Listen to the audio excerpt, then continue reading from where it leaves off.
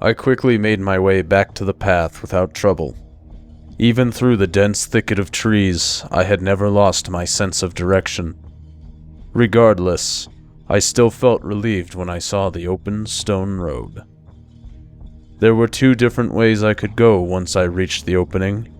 I could either head south towards my old village, Redstone, or I could head north through the Timbermaw Mountain Pass. Heading near my old village would be a safer option, but much slower.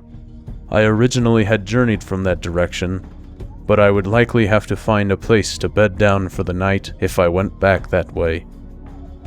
The Timbermaw Mountain Pass would be a quick shortcut, but unkempt and full of wildlife, bandits, shamans, seers, and other strange beings of possible ill intent. I let out a deep grunt and shut my eyes tightly for a second. I had to get back as soon as possible to finish this creation.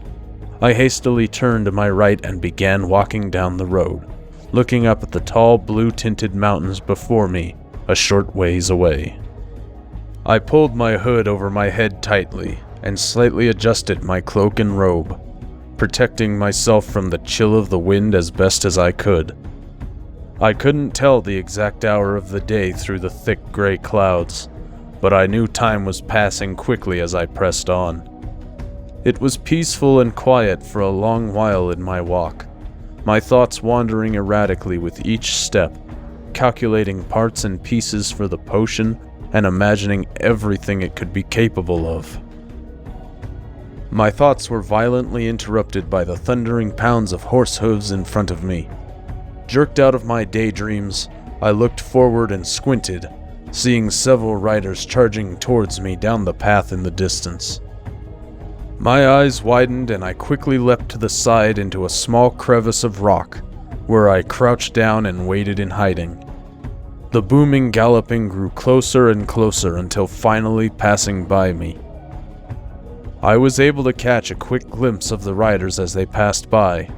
They were all dressed in dark black and green leather armor, forest green hoods covering their faces completely. They looked like scouts of some kind, perhaps from the walled city. Luckily, in their rush, they had completely passed over me. I pulled myself from the small, uncomfortable spot between those rocks and patted the dirt off of my robe while climbing back onto the path. I watched the riders as they slowly disappeared, enveloped into the thick fog in the distance. Whatever their alignment or mission, I didn't care to be a part of it. I breathed a heavy sigh of relief, glad I had made the decision to get out of their view. There was no time to relax and take it easy now. I had to keep moving along the path, but now, being twice as cautious. My mind didn't wander any longer. I was completely focused on my surroundings. The light faded slowly as dusk crept over the horizon, its dark fingers inching their way across the mountain tops as it gripped to the earth. I finally made it to the entrance of the pass, a narrow hall of rock and tall, dull stone. It was just over this small path where I would find my cozy home, nestled deep within the wood off the road a short way. I quickly set forth, moving from the stone road onto the twisted dirt trail ahead. The path quickly opened up, widening ever so much while I climbed. Soon, I found myself on the side of the mountain, looking downwards into a lush valley of life. I could see a shimmering river flowing forth below me, just over the edge, its soft babbling noise echoing up the valley towards me. I made my way as fast as I could through the curved pass, hugging to the side of the mountain until I finally reached a set of stone steps downwards. The ground evened out slightly and the path itself seemed to dissipate into a large, flat area below those steps, merging with the forest and the rock nearby. I crept slowly forth, the trees beginning to tower over me now as I finally reached the bottom of the stone stairs. The canopy of flora shaded me in darkness now, making it very difficult to see. I sat on the bottom step and pulled my satchel to my side to open it up, reaching in and pulling out a small bit of cloth wrapped around a thick wooden stick, setting it on the steps beside me. I also retrieved a small bottle of orange sanded dust. I gripped the cork of the bottle and pulled upwards forcefully. With that, I reached for the stick and poured a small bit of the glittering orange dust onto it, sticking it to the cloth.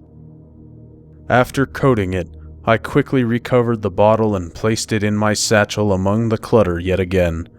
After tying the drawstring, I swung the bag back around my backside. Holding the torch in front of my face, I quickly blew into the covered cloth, the earthly colored dust immediately sparking in a blaze of magnificent fire. The illuminate orange glow surrounded me brightly, giving me much better visibility ahead. I rose up from the stone seat and continued the journey onwards. In the midst of the road, the thicket failed to clear, leaving me with less of a sense of direction from before. I thought back to myself, perhaps this was not the wisest decision. I knew the general direction I was headed, but no longer had any landmarks to follow. Instead of turning back and wasting more time, I kept moving on, ignoring the deep groans of the trees bending in the winds. Birds scattered through the foliage above me, cawing and calling. I passed through a sudden thin spot of trees, seeing the bright gray sky seeping in from above, before being swallowed by the darkness, yet again. I decided it would be worthwhile to climb to higher ground, and took a small path up to a ridge on my side. The steep hill led me above the tree line and onto a small plateau of stone embedded in the side of the mountain. I stepped to the edge cautiously, observing the distance.